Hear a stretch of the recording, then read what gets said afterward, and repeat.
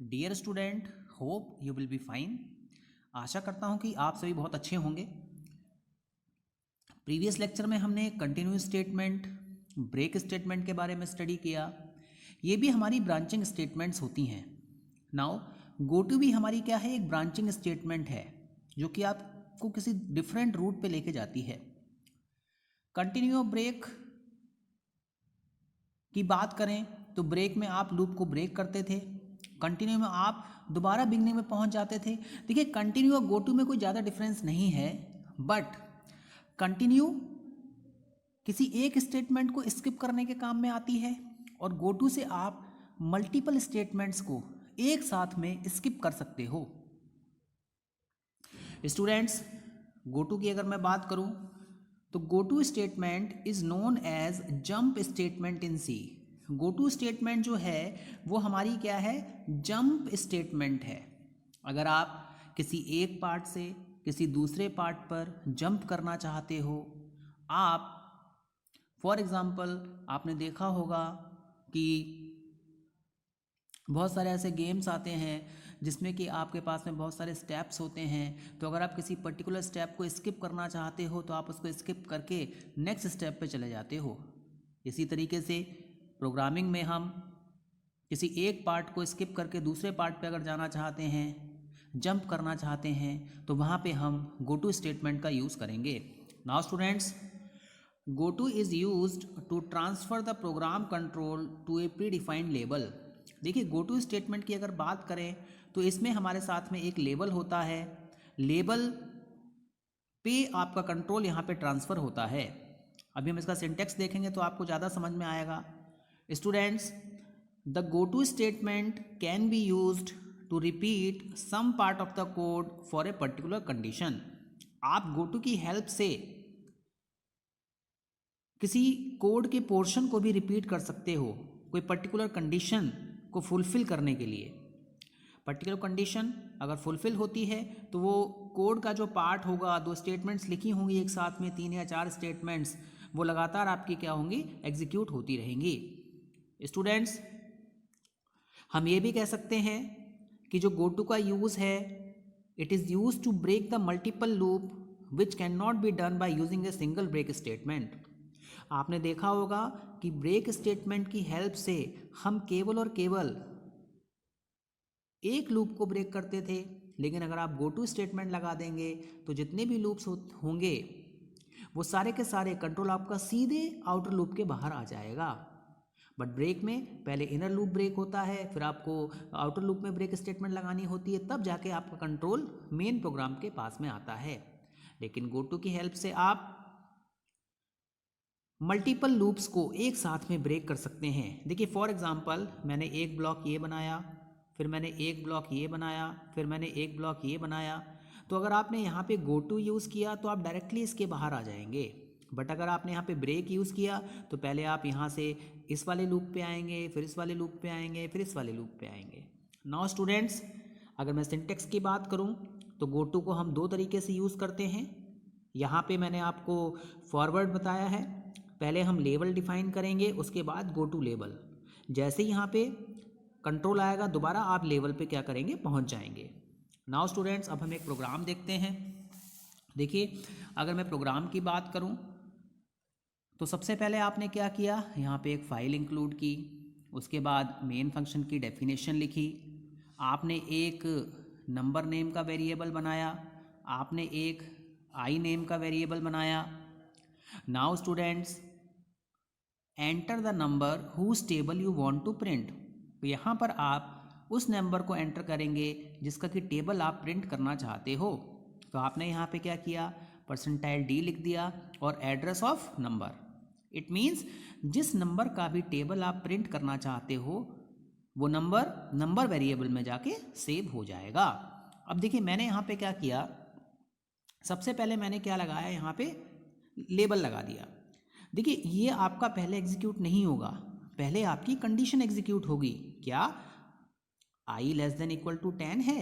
अगर ऐसा है तो आप टेबल पे चले जाइए जो आपने लेबल डिफाइन किया है, कंट्रोल सीधा आपका यहाँ पर आ जाएगा।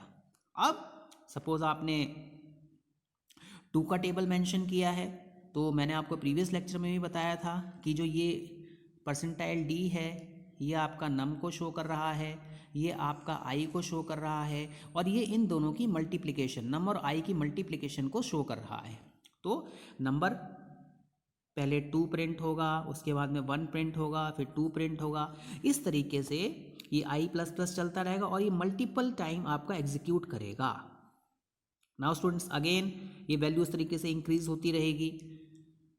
तो यहाँ पर हमने एग्जाम्पल देखा गो टू स्टेटमेंट का। अब आप इस प्रोग्राम को दोबारा देख लीजिए किस तरीके से हमने ये प्रोग्राम क्रिएट किया है।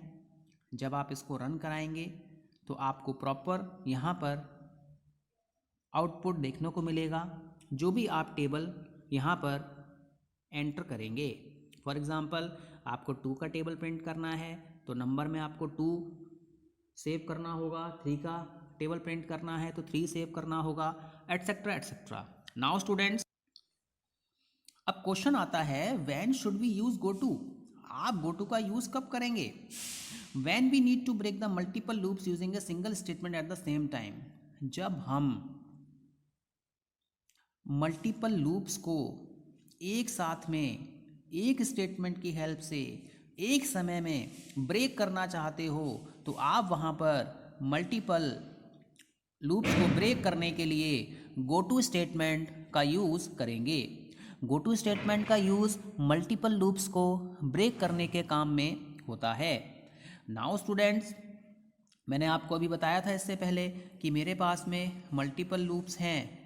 अगर आप इनको एक साथ में ब्रेक करना चाहते हैं यानी कि 1 स्टेप में ब्रेक करना चाहते हैं तो आप यहाँ पे क्या कर लेंगे? गो टू स्टेटमेंट का यूज़ करेंगे। नाउ स्टूडेंट्स तो स्टूडेंट जैसा कि मैंने आपको बताया था कि हमारे पास में गो टू स्टेटमेंट होती है। तो जो गो टू स्टेटमेंट होती है उसका बेसिक यूज़ होता है आप सारे के सारे लूप्स को एक साथ में ब्रेक कर सकते हो। ब्रेक स्टेटमेंट से सिंगल लूप ब्रेक होता है और गो टू स्टेटमेंट से आप मल्टीपल लूप्स एक साथ में ब्रेक कर सकते हैं। नाउ अब हम एक प्रोग्राम देखते हैं। सबसे पहले हमने एक फ़ाइल को इंक्लूड किया, इसके बाद में मेन डेफिनेशन लिखी। हमने यहाँ पे 3 वेरिएबल बनाए, एक आई, एक जे और एक के। यहाँ पर हम 3 लूप्स का यूज़ कर रहे हैं और ये तीनों लूप्स क्या हैं आपके? यहाँ पे हम नेस्टिंग ऑफ लूप्स करेंगे। आई आउटर लूप के लिए, जे मिडल लूप के लिए और के आपका जो बिल्कुल इनसाइड लूप है उसके लिए। तो हम यहाँ पे क्या कर रहे हैं? आई, जे और के की वैल्यू को प्रिंट करना चाह रहे हैं। तो सबसे पहले आपने आई लूप को लिखा, for i equal to 0 i is less than 10 i plus plus, j equal to 0 j is less than 5 j plus plus, for k equal to 0 k is less than 3 k plus plus. Now 3 variable को आपको show करना है तो यहाँ पे आपको 3 बार percentile d percentile d percentile d format specifier का यूज़ करना पड़ेगा क्योंकि ये आपके इंटीजर टाइप के हैं तो इसलिए आपने यहाँ पे परसेंटाइल डी यूज़ किया। नाउ आपने आई की वैल्यू, जे की वैल्यू और के की वैल्यू को प्रिंट किया तो फर्स्ट टाइम में आई की वैल्यू 0 प्रिंट होगी, जे की वैल्यू 0 प्रिंट होगी और के की वैल्यू आपकी 0 प्रिंट होगी। नाउ नेक्स्ट टाइम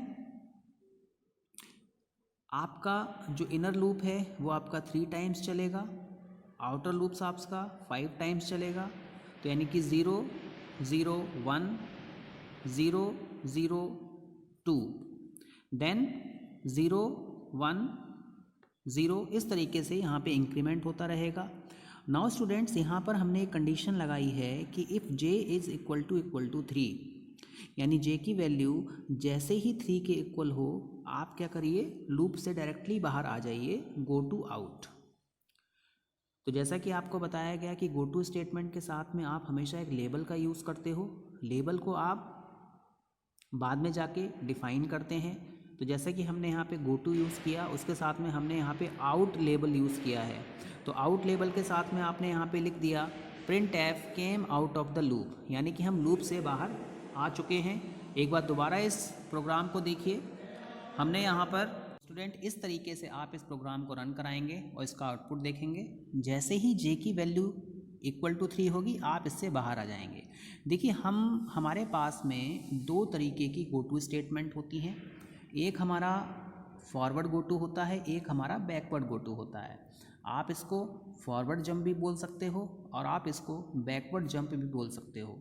अगर आपको प्रोग्रामिंग में नेक्स्ट पार्ट को स्किप करना है तो आप वहाँ पे फॉरवर्ड जंप लगाएंगे, और अगर आप प्रोग्रामिंग में किसी बैकवर्ड स्टेटमेंट पे जाना चाहते हैं या फिर कोई दूसरा पार्ट रन कराना चाहते हैं जो कि पहले लिखा हुआ है, कोई मेथड रन कराना चाहते हैं, तो आप वहाँ पर बैकवर्ड गो टू को लगा सकते हो। तो यहाँ पे सबसे पहले आपने गो टू लिखा, लेबल लिखा, फिर आपने लेबल को डिफ़ाइन किया, उसके बाद में यहाँ पर स्टेटमेंट्स आएंगी।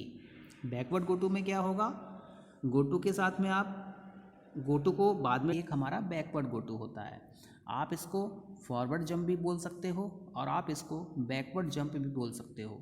अगर आपको प्रोग्रामिंग में नेक्स्ट पार्ट को स्किप करना है तो आप वहाँ पे फॉरवर्ड जंप लगाएंगे, और अगर आप प्रोग्रामिंग में किसी बैकवर्ड स्टेटमेंट पे जाना चाहते हैं या फिर कोई दूसरा पार्ट रन कराना चाहते हैं जो कि पहले लिखा हुआ है, कोई मेथड रन कराना चाहते हैं, तो आप वहाँ पर बैकवर्ड गो टू को लगा सकते हो।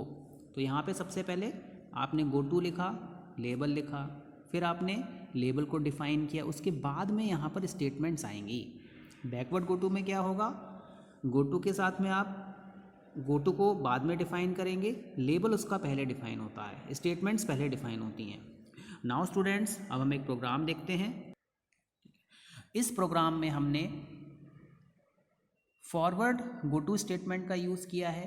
देखिए यहाँ पर स्टूडेंट अपने टोटल मार्क्स को एंटर करेगा और उसके पास में ये मैसेज आएगा कि वो पास है या फेल है।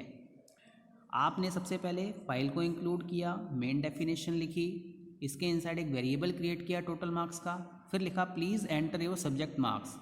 स्टूडेंट सब्जेक्ट्स मार्क्स को एंटर करेगा। अगर total marks greater than equal to 50 हैं तो आपने क्या कर दिया, गो टू पास। ये लेबल आपने डिफाइन किया है पास, यहाँ से कंट्रोल आपका पास के पास में आ जाएगा लेबल पर, और इसमें लिखे आएगा यू आर पास्ड, कॉन्ग्रेचुलेशंस।